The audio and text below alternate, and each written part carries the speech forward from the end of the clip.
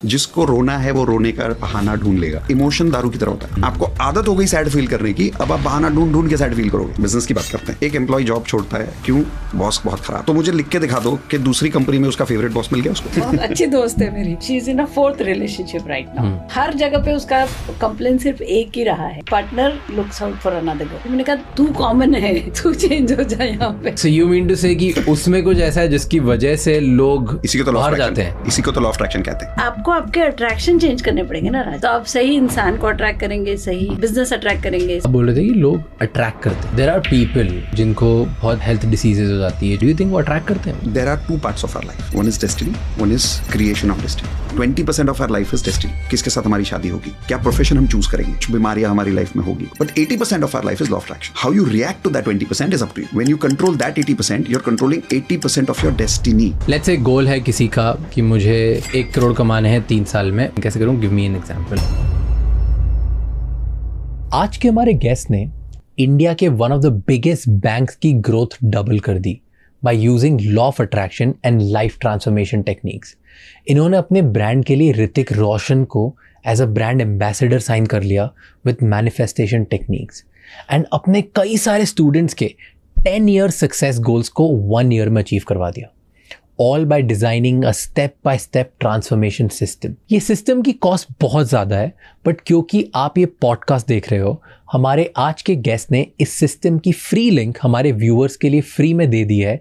सो अगर आपको भी ये टेस्ट करना है कि कैसे अपने 10 ईयर गोल्स को 1 ईयर में अचीव किया जा सकता है by using the power of law of attraction, then description में जाके लिंक क्लिक करो and get on the journey. काफ़ी लोग बोलते हैं कि हम अपनी डेस्टिनी नहीं बदल सकते, बट हमारी लाइफ में ना 20% हमारी डेस्टिनी है एंड रेस्ट 80% है कि हम कैसे 20% पे रिएक्ट करते हैं। तो जो ऑर्डिनरी लोग होते हैं वो बस जी रहे हैं एंड सर्वाइव कर रहे हैं ऑन दिस 20%, बट जो एक्स्ट्राऑर्डिनरी लोग हैं वो अपनी डेस्टिनी के भरोसे ना बैठते नहीं हैं, 80% को कंट्रोल में लेते हैं और अपनी पूरी लाइफ चेंज करते हैं। कैसे, ये हम जानेंगे आज के हमारे पॉडकास्ट में। हमारे आज के गेस्ट का ये मानना है कि सही टेक्निक से कोई भी अपनी लाइफ को ट्रांसफॉर्म कर सकता है, लाइफ में कुछ भी अचीव कर सकता है। लॉ ऑफ अट्रैक्शन को यूज़ करके money, health, relationship and best career को अट्रैक्ट कर सकता है। हमारे आज के गेस्ट हैं मितेश खत्री एंड इंदु अग्रवाल, जो इंडिया के one of the biggest law of attraction coaches हैं and national best selling authors हैं।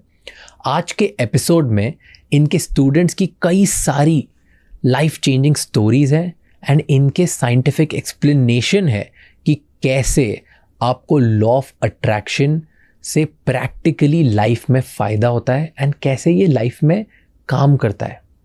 So enjoy the show and watch this till the end, but before you do that इस channel को subscribe कर लो, क्योंकि ऐसे और insightful concept के ऊपर हम पॉडकास्ट बनाते रहेंगे आपके लिए।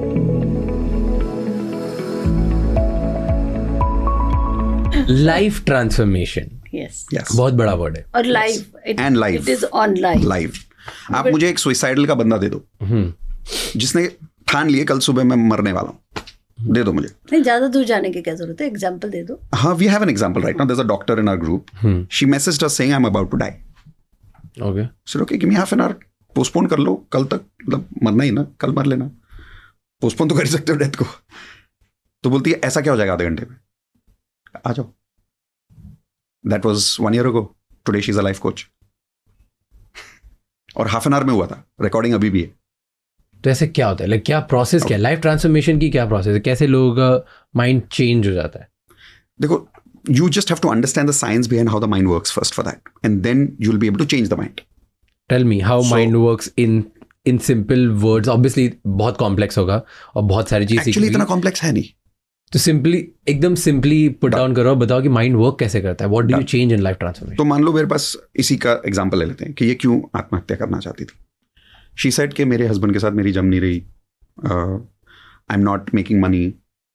सो आई सेड अच्छा ठीक है, तो यू आर कन्विंस्ड के you are depressed because problem relationship में है, यू आर कन्विंस्ड के यू आर डिप्रेस्ड बिकॉज पैसा नहीं है, ठीक है, मनी एंड रिलेशनशिप, ठीक है।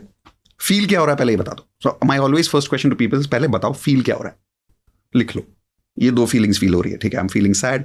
डिप्रेशन तो एक एक्सट्रीम वर्ड है, फील क्या हो रहा है, I am feeling sad and I am feeling helpless. ठीक है, डन. तो 2 वर्ड्स लिखिए उनका. अब मैं आपको एक सवाल पूछता हूँ, मुझे सच सच जवाब देना. क्या ये फीलिंग आपके लिए ब्रांड न्यू है? ये शादी के बाद ही फील हुआ? क्या ये पैसा जाने के बाद ही फील हुआ? नहीं. तो कब से फील हुआ? So she got into a thought process for the first time, क्योंकि उसको ये सवाल पहले किसी ने पूछा ही नहीं था. So I said go back in your memory lane, और जितना पीछे जा सकते हो जाओ और मुझे बताओ कि कब लास्ट फील हुआ था, ये पहली बार ये इमोशन कब फील हुआ. तो जब उसने आंखें बंद करके याद किया तो बोली एक्चुअली मुझे ये फीलिंग स्कूल में भी आती थी. तो मैंने कहा उस वक्त रीजन कुछ और होगा, मुझे रीजन नहीं चाहिए, बट आती थी. हाँ, तभी भी सैडनेस होता था, हेल्पलेसनेस होता था. फिर उसके बाद जब मैंने चेन ऑफ इवेंट्स याद दिलाए तो मैंने उसको एक बात प्रूफ करके दिखाई, which I can prove to anybody in the world, that all emotions are habits. All emotions are habits. It's a pattern. You're not feeling it because a certain condition is going on. The condition is an excuse to feel your pattern. पीने वाले को पीने का बहाना चाहिए. हाँ, वो बहाना निकालता है, चल यार शादी है, दारू पीते हैं. ठीक है यार, आज बहुत शादी टूट गई, दारू पीते हैं. बोर हो रहे हैं, दारू पीते हैं. तो कंडीशन का पीने का क्या लेना देना? कोई लेना देना ही नहीं है, बस उसको आदत है पीने की, वो पी रहा है बहाना ढूंढ ढूंढ के. इमोशन दारू की तरह होता है. आपको आदत हो गई सैड फील करने की, अब आप बहाना ढूंढ ढूंढ के सैड फील करोगे. तो पहले तो मुझे उसको ये बताना पड़ा, जिसमें मुझे सिर्फ 10 मिनट लगे, कि जो आप फील कर रहे हो इसका आपकी शादी से कोई लेना देना है ही नहीं. इंटरेस्टिंग. 20 साल से यही फील कर रहे हो, बस फर्क इतना है कि फील कर करके इतना थक गए हो कि अब ऐसा लगता है कि जिंदगी में इस प्रॉब्लम का कोई सोल्यूशन है नहीं, तो मर ही लेते हैं. तो ठीक है, फिर गारंटी दे सकते हो कि मरने के बाद जब वापस जन्म लोगोगे तो यही वाला इमोशन वापस नहीं आएगा, यही वाला एडिक्शन वापस नहीं आएगा? गारंटी नहीं दे सकते. तो एडिक्शन पे काम कर लेते हैं. तो पहले आपको शादी पे काम करना है, पहले पैसे चाहिए, कि पहले इमोशन वाले एडिक्शन पे काम करना है, ये बताओ. So in my language I call it, problem पे काम मत करो, इवॉल्व होने पे काम करो. Don't solve, evolve. क्योंकि प्रॉब्लम सॉल्व करते रहोगे तो फिर वही प्रॉब्लम रिपीट होती जाएगी. किसी भी बिजनेस में भी ले लो, if the business is not evolving, it is constantly solving the same problems year after year after year. या तो आप जिंदगी भर प्रॉब्लम सॉल्व ही करते रहो, या तो इवॉल्व करना शुरू कर दो. इंटेंस. क्या सही चीज बोली. मैं सोचने लग गया मेरे बारे में. Okay let's. We have a tagline actually, don't solve, evolve. मेरे सारे पार्टिसिपेंट्स को रटा दिया है. हाँ, और ये ऐसे अभी पॉडकास्ट बना लेते हैं, मेरा सेशन स्टार्ट हो जाएगा मेरे दिमाग में. मैं सोच रहा हूँ मैं कहाँ पे सॉल्व करने की कोशिश कर रहा हूँ, रिवॉल्व नहीं कर रहा हूँ at this point. Okay, but एक चीज बोली, right? One was emotions are habits. तो ये कैसे हैबिट फॉर्म होती है? कैसे क्योंकि बचपन से कोई चूज थोड़ी करता है कि मुझे सैड ही फील करना है, मुझे एंशियस ही फील करना है. और अगर अभी देखोगे तो around the world, in fact India में, जैसे इंडिया को depress capital of the world बोलना स्टार्ट कर रहे हैं लोग अब, राइट? बिकॉज इंडिया में depression is going high, mental health problem is going super high. तो ये if you are saying base level पे, मैं क्लिनिकली डिप्रेस लोग की बात नहीं कर रहा, मैं बोल रहा हूँ जो अर्ली स्टेज है, आम इंसान है जो सैड हो रहा है. बिल्कुल. अब अगर ये आदत है, सैड होना एक आदत है, लोनली फील करना एक आदत है, खुश होना भी आदत है, खुश होना भी एक आदत है, हेल्पलेस फील करना भी आदत है. तो ये कोई बचपन से चूज थोड़ी करता है ना, कोई माँ बाप सिखाते कि बेटा शुरू से जाओ तुम सैड ही फील करना. तो ये इमोशन हैबिट कैसे बनती है? ये सारे नेगेटिव इमोशंस हैबिट कैसे बनती है? The biggest thing that plays a role in your emotional habit is your environment, your culture. एक बार एक कर्नल के साथ में मैं डिफेंस में वर्कशॉप कर रहा था, NDA. वर्कशॉप खत्म हुआ, हम बाहर आ रहे थे, वो मुझे जीप से बाहर छोड़ रहे थे.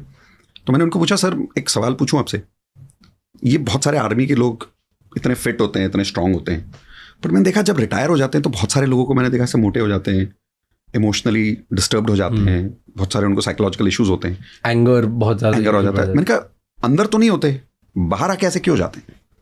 तब उन्होंने ये बात बोली थी, environment.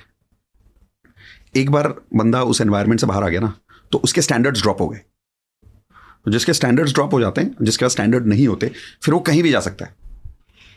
So now question is, some people are lucky enough to have a good environment, some people are lucky enough to have a difficult environment. Now I say lucky for both because दोनों के कुछ ना कुछ benefit निकल के आ ही जाते हैं. Positive. अगर in your case for an example, you may not have come from the rich environment, but your difficult environment made you who you are, ना? वही सब सीख के आज zero to hero. Yeah.